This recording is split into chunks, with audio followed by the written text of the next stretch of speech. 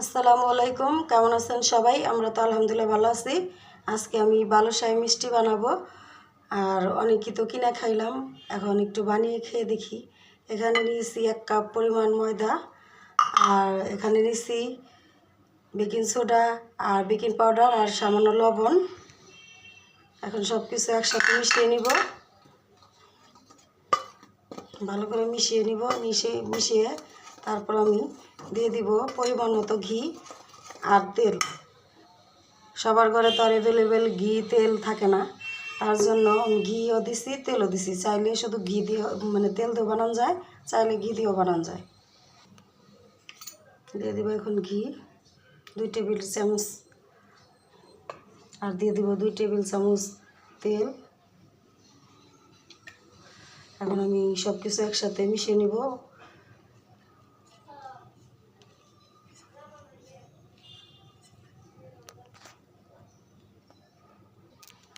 এদিকে আমি অনেক সুন্দর করে মাখিয়ে নিছি। তেল আর ঘি আর ময়দা মিশ হয়ে গেছে। এখন আমি দিয়ে দিব টক দই। টক দইটা আমি ফেটিয়ে নিচ্ছি, একটু অল্প অল্প করে দিয়ে দিব। টক দই বদলে দই দিয়ে শুধু দুধ দিয়েও বানানো যাবে। সবার ঘরে তো আর দই থাকে না, দই ছাড়া দুধ দিয়েও বানানো যাবে। আর একটু আছে আমি দিয়ে দিব।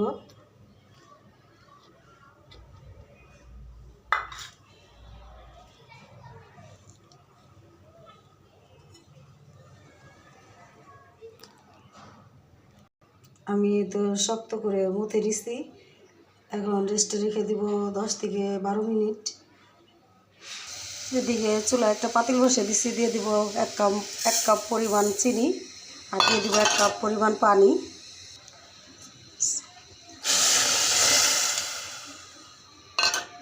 এখন একটু ভালো করে নেড়ে দিব। চিনিটা গলে আসা পর্যন্ত অপেক্ষা করব। এখানে আমি 1 চামচ গুঁড়া দুধ নিছি মাওয়া বানানোর জন্য, আর দিয়ে দিব ঘি। ঘি আর ওই গুঁড়া দুধটা একসাথে মিশিয়ে নিলেই মাওয়া হয়ে যাবে।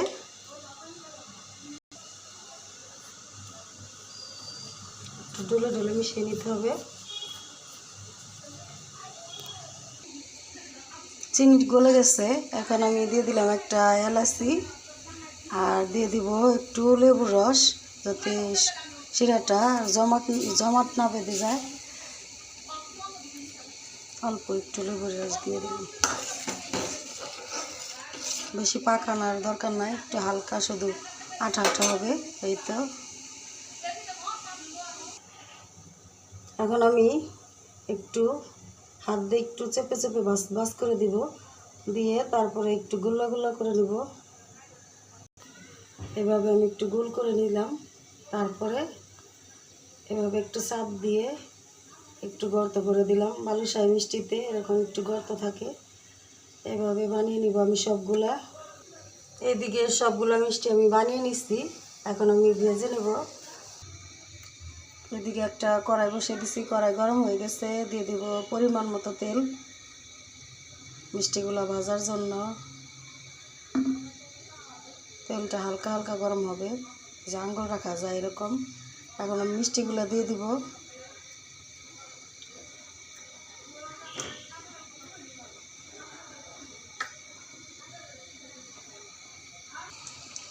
এখন আমি একটু উল্টিয়ে দিব হালকা হালকা করে।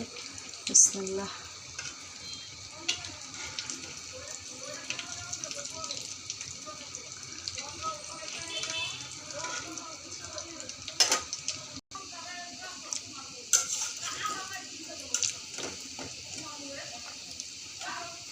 আমি উল্টে পাল্টে ভেজে নিতেছি, একদম কম আছে, কারণ এগুলা বেশি আঁচ দেওয়া যাবে না, আপনার ভিতরটা কাঁচা হয়ে যাবে, থেকেই যাবে, আর উপরটা মুচমুচা হয়ে যাবে। এখন আমি সবগুলা মিষ্টি তুলে নিব। হয়ে গেছে আমার মিষ্টিগুলা ভাজা। এদিকে আমি শিরাটা নামিয়ে নিয়েছিলাম, দেখাইতে পারি নাই। বিসমিল্লাহ।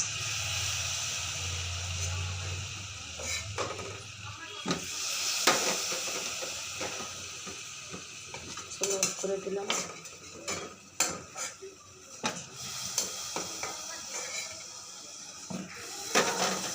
এখন একটু জাতা দিয়ে ধরবো যাতে রসটা ভিতরে যায়।